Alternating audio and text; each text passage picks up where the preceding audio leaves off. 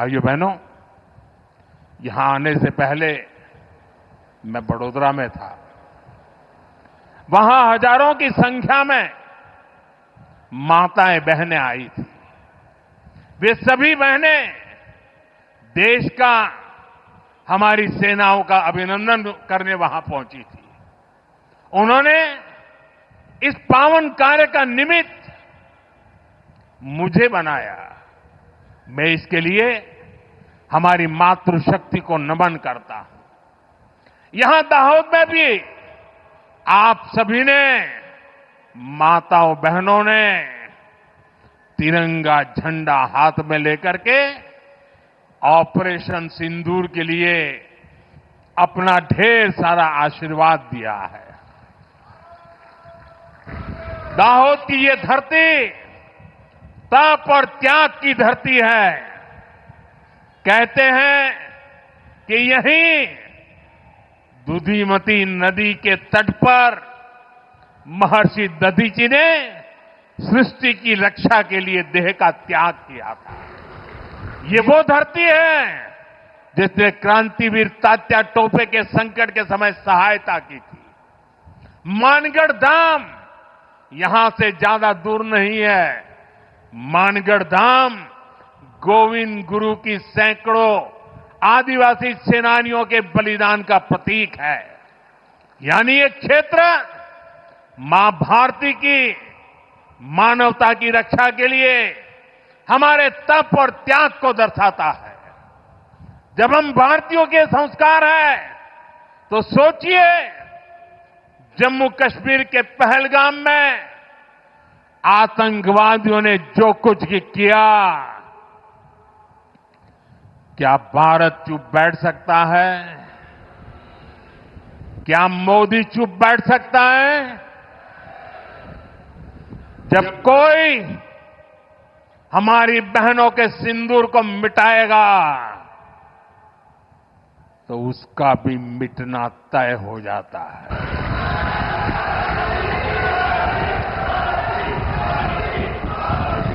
और इसलिए ऑपरेशन सिंदूर सिर्फ एक सैन्य कार्रवाई नहीं है। ये हम भारतीयों के संस्कारों, हमारी भावनाओं की अभिव्यक्ति है। आतंक फैलाने वालों को सपने में भी सोचा नहीं होगा मोदी से मुकाबला करना कितना मुश्किल होता है।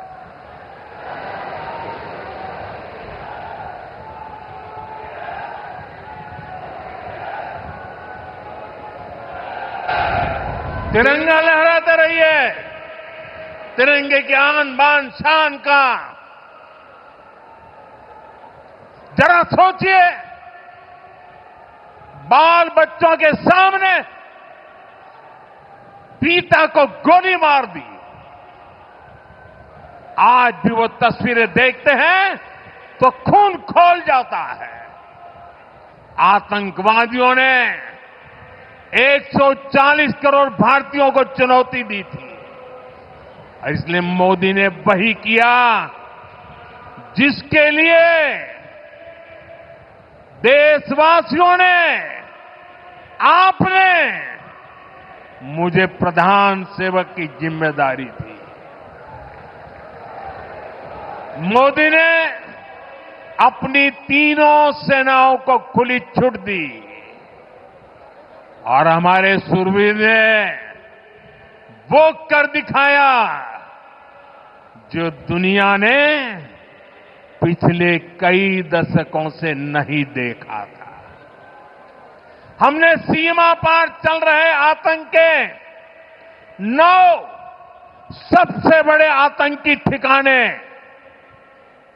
उनको ढूंढ निकाला, अता पता पक्का कर लिया और 22 तारीख को उन्होंने जो खेल खेला था, 6 तारीख रात को 22 मिनट में हमने उनको मिट्टी में मिला दिया। भारत की इस कार्रवाई से बौखलाकर जब पाकिस्तानी सेना ने दुस्साहस दिखाया तो हमारी सेनाओं ने पाकिस्तानी फौज को भी धूल चटा दी।